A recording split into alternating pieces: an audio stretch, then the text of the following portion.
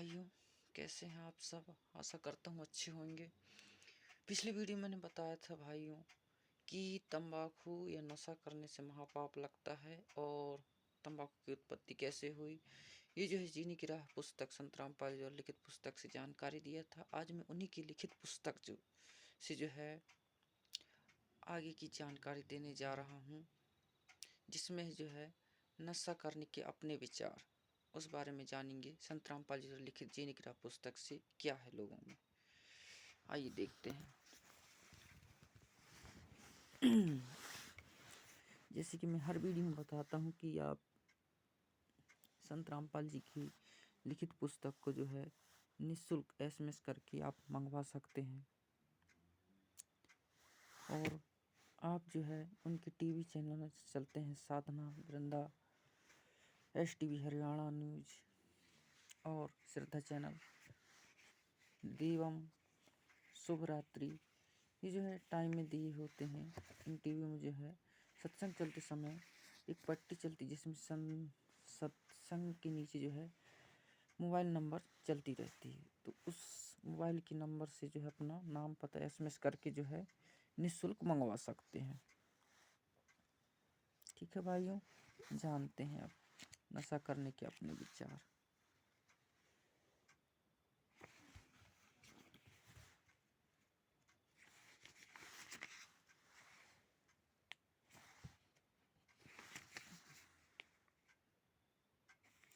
Sorry भाइयों, इसमें दिया है तंबाकू के विषय में अन्य विचार। तो लोगों में क्या होता है भाइयों, ये देखेंगे। अच्छे से दिखाने का प्रयास करूँगा।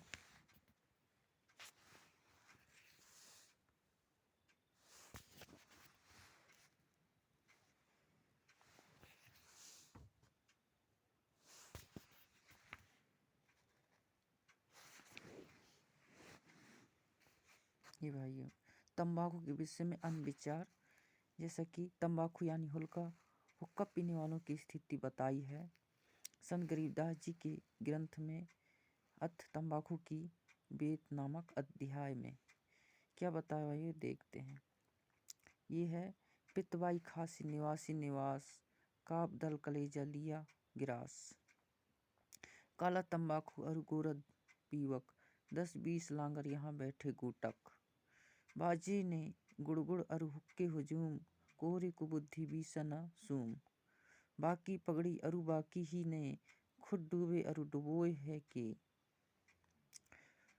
गुटाकड़ गुट अटाकड़ मटाकड़ लहूर, एक बैठेगा अड़कर एक बैठेगा दूर, पीवे तंबाकू पड़े करम मार, अमली के मुख में मूत्र की धार, कड़वा ही कड़वा तू करता हमेश, कड़वा ही ले प्यारे कड़वा ही पेश, कामी क्रोधी तू लोभी लवपूट, वचन मान मेरा धूम न घूट, हुक्का हरामी गुलामी गुलाम, धनी के सरे में न पहुँचे आलम, पमार परम धाम जाते न कोई, झूठे अमल पर दाई जान खोई, मुर्दा बजावर हरामी हराम, पीवे तंबाकू सु इंद्री के गुलाम, अज्ञान नींद न सो उठ जाग, पीवे तंबाकू गए फूटी भाग, भांग तमाकू पीवी ही सुरपान से हेत, गोसत मिट्टी खाए कर जंगली बने प्रेत, गरीब पान तमाकू चाब ही सांस नाक में दे, सो तो अकर्थ गए जो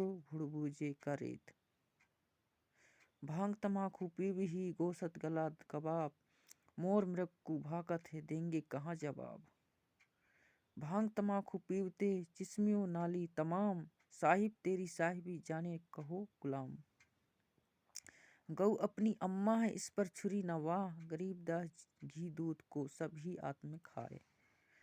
इसका भावार्थ बताया भाइयों। उपरोक्त वाणियों का भावार्थ है कि मानव शरीर को ऑक्सीजन की आवश्यकता है, उसके स्थान पर तंबाकू का धुआं कार्बन डाइऑक्साइड प्रवेश करता है तो उनको खांसी रोग हो जाता है, पीत तथा बाएं का रोग हो जाता है। हुक्का पीने वाले को बैठने का स्टाइल बताया है कि हुक्का पीने वाले एक दो तो हुक्के के निकट बैठेंगे, कुछ दूरी पर बैठेगा और कहेगा कि सरकाइए थोड़ा सा। दूसरे उसकी ओर हुक्का देंगे, फिर ने नली जिससे धुआं खींचते हैं गुरुड़ गुरुड़ बजेगी। आप तो हुक्का पीकर डूबे हैं और छोटे बच्चे भी उनको देखकर वही पाप करके नरक की काली धार में डूबेंगे जो तंबाकू पीते हैं। उनके तो भाग फूटी ही हैं, अन्न को तंबाकू पीने के लिए उत्प्रेरक बनकर डूबते हैं। उपरोक्त बुराई करने वाले तो अपना जीवन ऐसे व्यर्थ कर जाते हैं जैसे भड़बूजा बालू रेत को आग से खूब गर्म करके चने भूनता है, फिर सारा कार करके रेत को गली में फेंक देता है। इसी प्रकार जो मानव उपरोक्त बुराई करता है वह भी अपने मानव जीवन को इसी प्रकार व्यर्थ करके चला जाता है। उस जीव को नरक तथा अन्य प्राणियों की जीवन रूपी गली में फेंक दिया जाता है। जो व्यक्ति उपरोक्त अपाप करते हैं वे भगवान के दरबार में क्या जवाब देंगे, यानी बोलने योग्य नहीं रहेंगे। फिर कहा है कि गाय अपनी माता की तुल्य है, जिसका सब धर्म जाति वाले दूध घी पीते खाते हैं, इसलिए गाय को मत मारो। विषय तंबाकू का चल रहा है। भक्ति मार्ग में तंबाकू सबसे अधिक बाधा करता है। जैसे अपने दोनों नाकों के मध्य में एक तीसरा रास्ता है जो छोटी सी सुई के नाके जितना है, जो तंबाकू का धुआं नाकों से छोड़ते हैं वह उस रास्ते को बंद कर देता है। वही रास्ता ऊपर को त्रिकुटी की ओर जाता है जहाँ परमात्मा का निवास है। जिस रास्ते से हमने परमात्मा से मिलना है उसी को तंबाकू का धुआं बंद कर देता है। हुक्का पीने वालों को देखा है, प्रतिदिन हुक्के की ने नली में लोहे की गाज माने एक पतला सा सरैया घुमाते हैं, जिनमें से धुआं का जमा हुआ मैल निकलता है, वहां ने रुक जाती है। मानव जीवन परमात्मा प्राप्ति के लिए ही मिला है। परमात्मा को प्राप्त करने के लिए करने महान शत्रु है। वैसे भी भाइयों, परमात्मा को प्राप्त करने वाले मार्ग को तंबाकू का धुआं बंद कर देता है, इसलिए भी तंबाकू भक्त के लिए महान शत्रु है। वैसे भी हुक्का पीने वाले भी मानते हैं कि तंबाकू अच्छी चीज नहीं है। जब कोई छोटा बच्चा अपने दादा ताऊ पिता चाचा को हुक्का पीते देखता है तो वह भी नकल करता है, हुक्के को पीने लगता है। तो बड़े व्यक्ति जो स्वयं हुक्का पीते हैं उस बच्चे को धमकाते हैं कि खबरदार, अगर हुक्का पिया तो यह अच्छा नहीं है। यदि आप जी इसे अच्छा पदार्थ मानते हैं तो बच्चों को भी पीने दो। आप मना करते हैं तो मानते हो कि यह अच्छा नहीं है, हानिकारक है। सर्दियों में एक मकान में छोटे बच्चे भी सो रहे होते हैं, उसी में हुक्का पीने वाला हुक्का पी रहा होता है। वह स्वयं तो पाप कर ही रहा है, अपने परिवार को धुआं पिलाकर पाप का भागी बना रहा है। छोटे बेटा बेटी को दादा पिताजी अपने हिस्से के दूध से पिलाने की कोशिश करता है कि ले थोड़ा सा और पी ले, देख तेरी चोटी बढ़ रही है, और पी जा। इस प्रकार उसे दूध का पिलास पिलाकर दम लेता है, क्योंकि दूध बच्चे के लिए लाभदायक है। हुक्का बीड़ी पीने से मना करता है तो दिल तो कहता है कि तंबाकू पीना बुरा है, परंतु समाज में यह बुराई आम हो चुकी है, इसलिए पाप नहीं लगता। जैसे कई कबीले मांस खाते हैं, उनके बच्चों के लिए वह पाप आम है। आम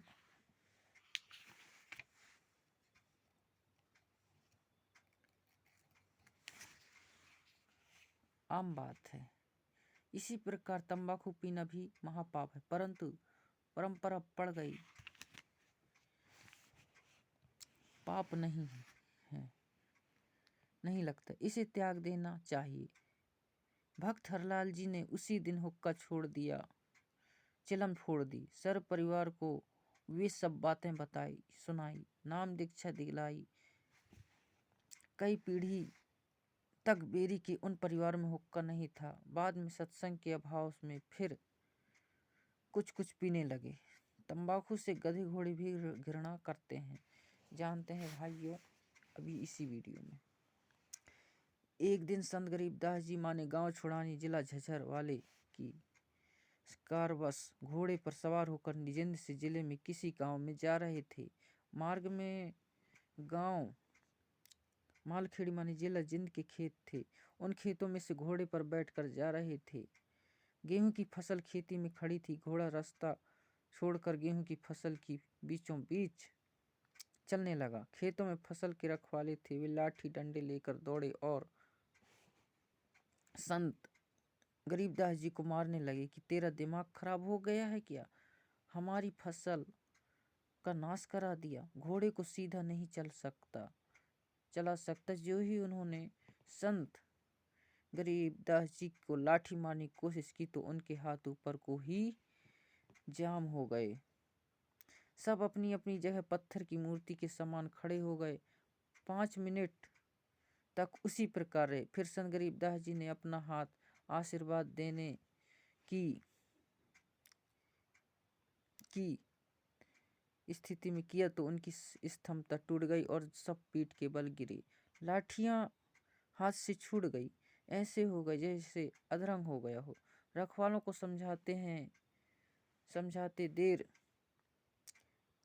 नहीं लगी कि यह समान व्यक्ति नहीं है। सबने रोते हुए क्षमा याचना की। तब संत गरीबदास जी ने कहा कि भले पुरुषों, क्या राह चलते व्यक्ति के साथ ऐसा व्यवहार किया जाता है? करते हैं। मारने को दौड़े हो।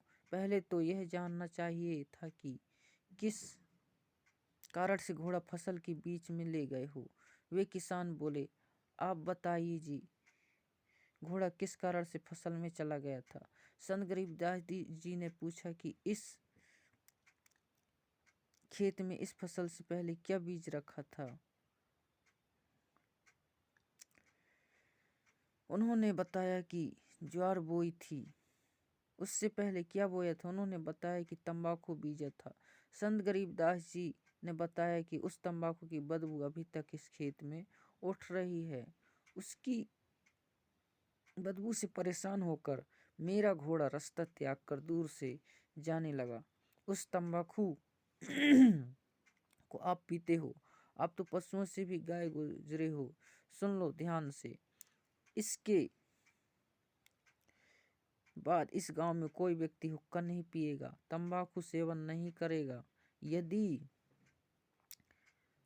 आज्ञा का पालन नहीं हुआ तो गांव को बहुत हानि हो जाएगी। उस समय तो सबने हाँ कर दी। संत के चले जाने के पश्चात बोले कि भर लेना हुक्टी। जब हुक्टी मन छोटा मारने लगे तो हाथ से चिलम फूट गई। दूसरी हुक्टी की चिलम लाए, वह भी हाथ में ही चूर चूर हो गई। खेत में जितनी हुक्की थी सब टूट गई, चिलम भी फूट गई। रखवाले डर गए कि उस संत की लीला है। गांव गए तो गांव की सब हुक्की टूट गए, चिलम फूट गई। पूरे गांव में हड़कंप मच गया। भय का वातावरण हो गया। रखवाले गांव में आए तो कारण का पता चला।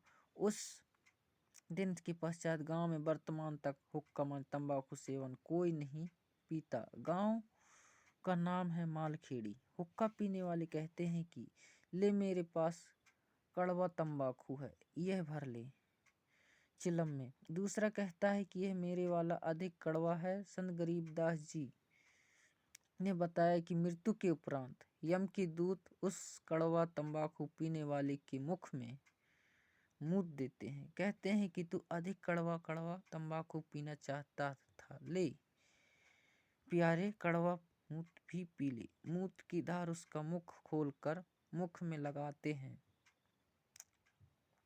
संत गरीबदास जी ने यह तो एक लीला करके बुराई छुड़ाई थी। ज्ञान से जो प्रभाव पड़ता है वह सदा के लिए बुराई छुड़ा देता है। ज्ञान सत्संग से होता है। सत्संग सुनने की रुचि पैदा करो, सत्संग सुनो।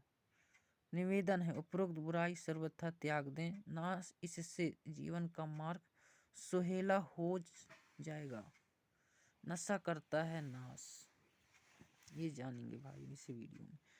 नशा चाहे शराब, हुक्का, अफीम, हीरोइन आदि आदि किसी का भी करते हो, यह आपका सर्वनाश का कारण बनेगा। नशा सर्वप्रथम तो इंसान को शैतान बनाता है, फिर शरीर का नाश करता है। शरीर के 4 महत्वपूर्ण अंग हैं: फेफड़े, जिगर, गुर्दे, हृदय।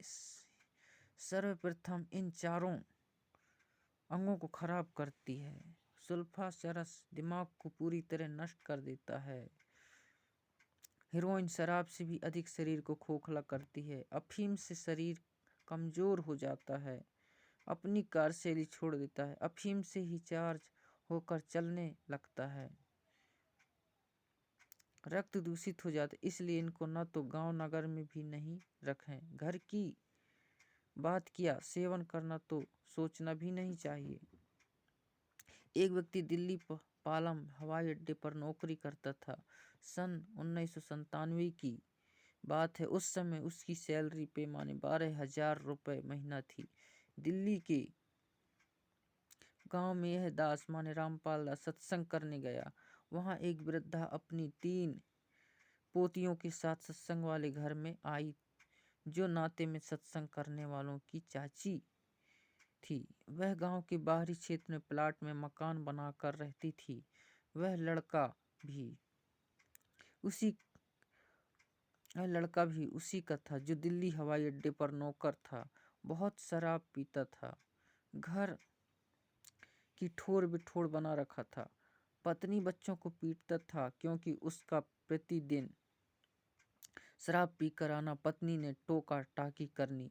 प्रतिदिन की महाभारत थी। पत्नी बच्चों को छोड़कर अपनी माँ के घर चली गई। दादी ने बच्चों को संभाला, फिर स्वयं जाकर अपनी पुत्र वधू को समझा बुझा कर लाई।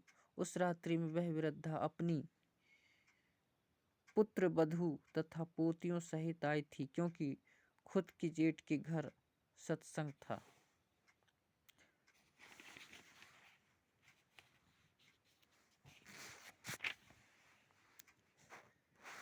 इसलिए आना पड़ा। सत्संग में प्रत्येक पहलू पर व्याख्यान देना होता है। पहले परमात्मा की भक्ति, लाभ तथा न करने से हानि बताई जाती है, जो पूरे विस्तार से बताई जाती है। उस दिन वह शराबी पहले घर गया। घर पर कोई नहीं मिला तो कुछ देर घर पर बैठा। फिर एक पड़ोसी ने बताया कि आपकी माताजी आपके ताऊ के घर पूरे परिवार को लेकर गई है। उनके यहाँ सत्संग हो रहा है, वही सबका खाना है। परमात्मा की करनी हुई। वह भी सत्संग में चला गया और सबसे पीछे बैठ गए, क्योंकि शराबी पी रखी थी। सत्संग वचन।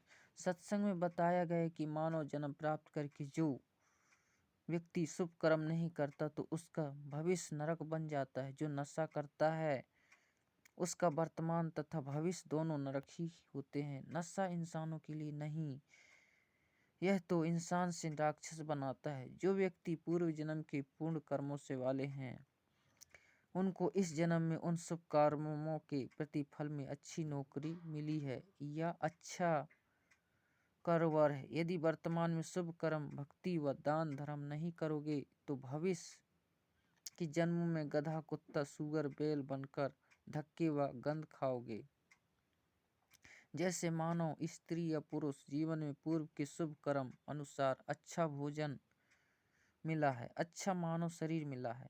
जब चाहो खाना खाओ, प्यास लगे पानी पियो, इच्छा बने तो चाय दूध पियो, फल तथा मेवा, काजू बादाम खाओ। यदि पूर्ण गुरु बनाकर सच्चे दिल से भक्ति व सत्संग सेवा दान धर्म नहीं किया तो अगले जन्म में गधा, बैल, कुत्ता बनकर दुर्दशा को प्राप्त हो जाओगे। न समय पर खाना मिलेगा, न पानी, न कोई गर्मी सर्दी से, मच्छर मक्खी से बचने का साधन होगा। मानव जीवन में तो मच्छरदानी, ऑल आउट तो से बचाव कर लेते हैं, गर्मी से बचने के लिए के उपाय खोज लिए हैं, परंतु जब पशु बनोगे तब क्या मिलेगा। संत गरीबदास जी ने परमेश्वर कबीर जी से प्राप्त ज्ञान को इस प्रकार बताया है। गरीब नर सेती तू पशुआ कीजे, गद्धा बैल बनाई, 56 भोग कहाँ मन बोरे, कुरड़ी चरने जाई। भवर्थ भाइयों बताया है, मानव शरीर छूट जाने के पश्चात भक्तिहीन तथा शुभ कर्महीन होकर जीव गधे बैल आदि आदि की योनियों माने शरीर को प्राप्त करेगा। फिर मानव शरीर वाला आहार नहीं मिलेगा। गधा बनकर कुरड़ी माने कूड़े के ढेर पर गंध खाएगा। बैल बनकर नाक में नाथा माने एक रस्सी डाली जाएगी, रस्सी से बंधा रहेगा। न प्यास लगने पर पानी पी सकेगा, न भूख लगने पर खाना खा सकेगा। मक्खी मच्छर से बचने के लिए एक दुम होगी, उसको कूलर समझना, पंखा या मच्छरदानी समझना। जिन प्राणियों के अधिक पाप कर्म होते हैं, पशु जीवन में उनकी दुम भी कट जाती है। एक टेढ़े फुट का डंडा शेष बचता है, उसे घुमाता रहता है। एक बैल के पिछले पैर के खुर के बीच में लगभग 1.5 इंच बड़ी कील लग गई। चलने से और अधिक अंदर चली गई। बैल पैर से लंग करने लगा। हाली को लगा कि झटका लग गया, नस पर नस चढ़ गई है कि चलने से ठीक हो जाएगा। कई बार ऐसा होता है कि नस पर नस चढ़ जाती है तो बैल चलते चलते ठीक हो जाता था, परंतु अब की बार ऐसा नहीं हुआ। सारा दिन बैल हल में चला। घर तक आया तो पैर को कठिनाई से पृथ्वी पर रख पा रहा था। धीरे धीरे चल पा रहा था। घर पर आते ही बैठ गया। चारा भी नहीं चारा। आंखों से आंसू निकल रहे थे क्योंकि दर्द अधिक था। सुबह बैल उठा ही नहीं, लेट गया। पैर पर सूजन अधिक थी। गांव से पशुओं का डॉक्टर बुलाया। पुराने समय की बात है, उस समय ऐसा ही इलाज होता था। डॉक्टर ने देखकर बताया कि इसके घुटनों में बाएं पुराने गुड़ को कूट कर नरम करके पट्टी बांधो, ठीक हो जाएगा। ठीक कील लगी थी। खुर में पैर के नीचे वाले हिस्से में उपचार हो रहा था। घुटनों का लगभग 1 महीना ऐसा चला। एक दिन घर के आदमी ने देखा कि बैल के पैर के तलवे खुर माने के बीच से मवाद निकल रहा है। उसको साफ किया तो पाया कि कील लगी है। किसी औजार से कील निकाली, तब 1 सप्ताह में बैल ठीक हो पाया। पेट भर चारा खाया, पानी पिया। विचार करें, जब यह प्राणी मानव शरीर में था तो इसको सपने में भी नहीं सोचा था कि एक दिन मैं बैल भी बन जाऊंगा। अब बोलकर भी नहीं बता पा रहा था कि दर्द कहाँ पर है। कबीर जी ने कहा है कि कबीर जिभ्या तो वो ही भला जो रटे हरि नाम, ना तो काट के फेंक दियो मुख में भलो ना चाम। पवर्थ बताया भाइयों, जैसे जीव शरीर का बहुत महत्वपूर्ण अंग है, यदि परमात्मा का गुणगान तथा नाम जाप के लिए प्रयोग नहीं किया जाता तो व्यर्थ है, क्योंकि इस जुबान से कोई किसी को कुवचन बोलकर पाप करता है। बलवान अधिक व्यक्ति निर्बल को गलत बात कह देता है, जिससे उसकी आत्मा रोती है, बद्दुआ देती है। बोलकर सुना नहीं सकता क्योंकि मार भी पड़ सकती है, यह पाप हुआ। फिर किसी की निंदा करके, किसी की झूठी गवाही देकर, किसी को व्यापार में झूठ बोलकर, ठग कर अनेकों प्रकार के पाप मानव अपनी जीभ से करता है। परमेश्वर कबीर जी ने बताया है कि यदि जीभ का सदुपयोग नहीं करता, यानी शुभ वचन, शीतल वाणी, परमात्मा का गुणगान यानी चर्चा करना, धार्मिक सदग्रंथों का पठन पाठन तथा भगवान के नाम पर जाप स्मरण जीव से नहीं कर पा रहा है, तो इस काट कर फेंक दो। मेरे पाप इकट्ठे कर रहा है, कोरे पाप इकट्ठे कर रहा है। माने जीव को काटने को कहने तो मात्र उदाहरण है, जो सतर्क करने को है। कहीं जीव काट कर मत फेंक देना। अपने शुभ कर्म, शुभ वचन, गुरु करना। यदि राम नाम व गुणगान नहीं कर रहा है तो पवित्र मुख में इस जीव के चाम को रखना अच्छा नहीं है। मानव शरीरधारी प्राणी को वर्तमान में सन 1970 विशेष सुविधाएं प्राप्त है, जिस कारण से दिनों दिन परमात्मा से दूर होता जा रहा है। उतनी ही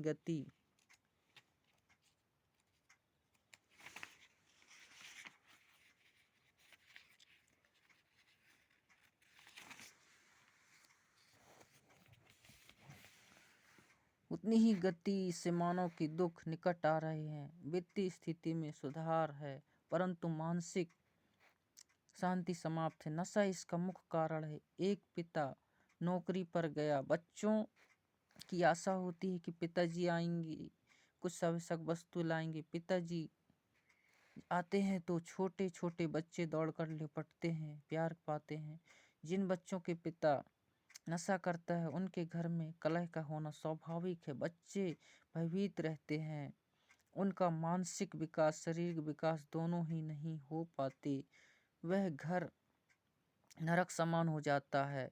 आज जो शराब पीकर मस्त है, उनकी इज्जत समाज में भी नहीं होती। अगले जन्म में वह व्यक्ति कुत्ता बनेगा, टट्टी खाएगा, गंदी नाली का पानी पिएगा, फिर पशु पक्षी बनकर कष्ट पर कष्ट उठाएगा। इसलिए सर्व नशा व बुराई त्याग कर इंसान का जीवन जियो। सभ्य समाज को भी चैन से जीने दो। एक शराबी अनेकों व्यक्तियों की आत्मा तो खाता है।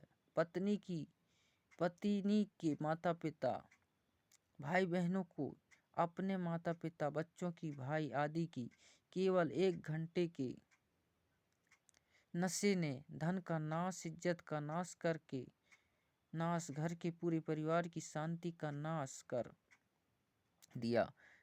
क्या वह व्यक्ति भविष्य में सुखी हो सकता है? कभी नहीं।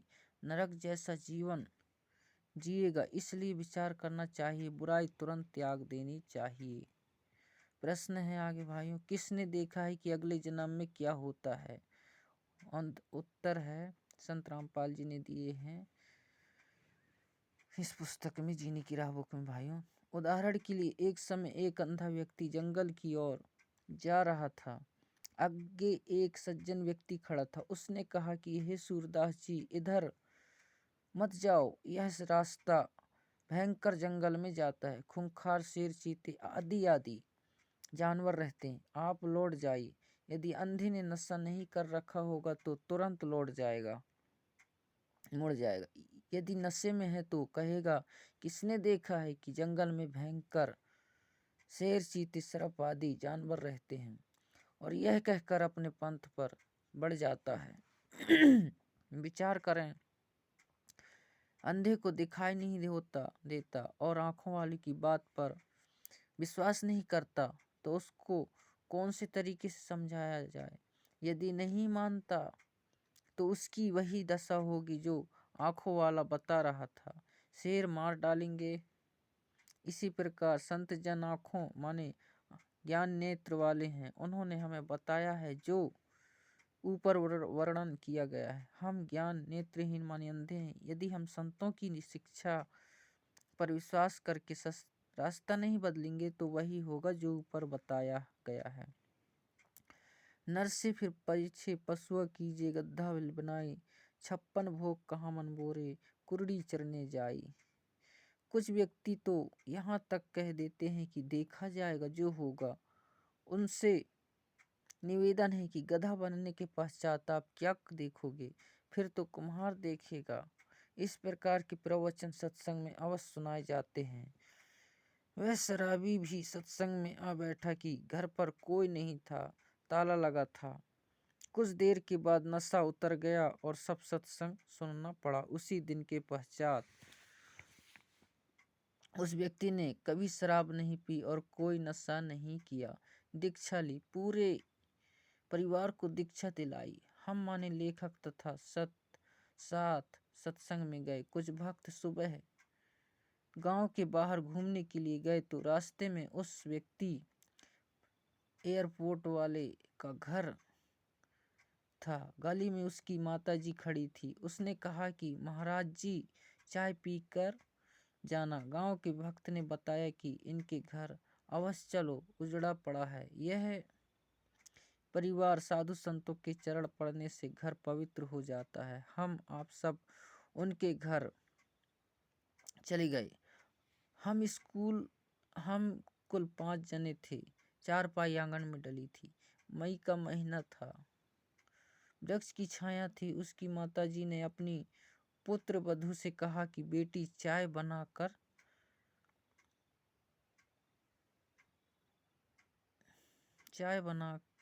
उस बेटी ने चूल्हे में आग जलाकर डंगेची में पानी डालकर चाय बनाना शुरू कर दिया।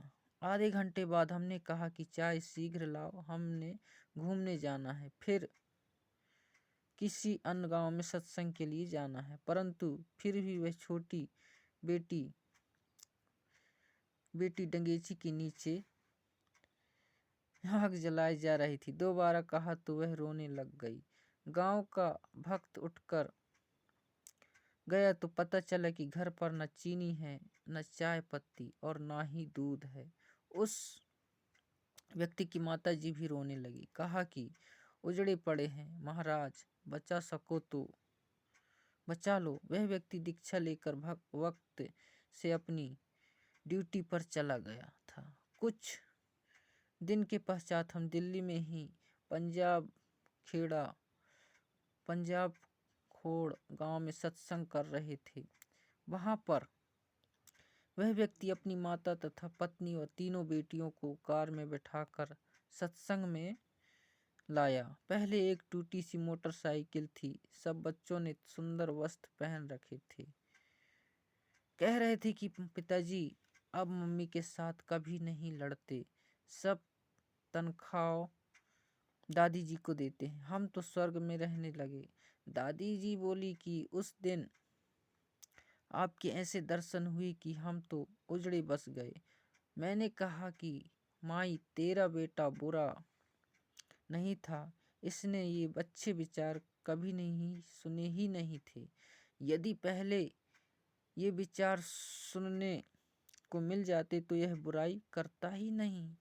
यह सब परमेश्वर कबीर जी की कृपा है। ये सब कबीर जी की कृपा से ही है जो उस दिन ये सत्संग में आ गया और इसकी आत्मा का मैल साफ हो गया। आपका परिवार नरक से निकलकर स्वर्ग में निवास कर रहा है। परमात्मा की मर्यादा में रहना, कभी कष्ट नहीं आएगा। भक्ति करते रहना, कोई पीढ़ी का उद्धार हो जाएगा। इस प्रकार सत्संग में से मानव उद्धार होकर विश्व में शांति, आपसी प्रेम बढ़ता है। सत्संग विचार अवश्य सुना करो। पढ़े भक्ति मर्यादा पृष्ठ 289 पर जानेंगे भाइयों। अगले वीडियो में हम जानेंगे माता पिता की सेवा व आदर करना परम कर्तव्य है। ठीक है भाइयों, तब तक आज के लिए फिलहाल इतना के लिए। यदि वीडियो पसंद आए तो वीडियो को लाइक, शेयर, कमेंट और चैनल को सब्सक्राइब जरूर करना, ताकि मेरा हर आगे आने वाला वीडियो सबसे पहले आपको दिखाई दे। ठीक है भाइयों, तब तक के लिए नमस्कार।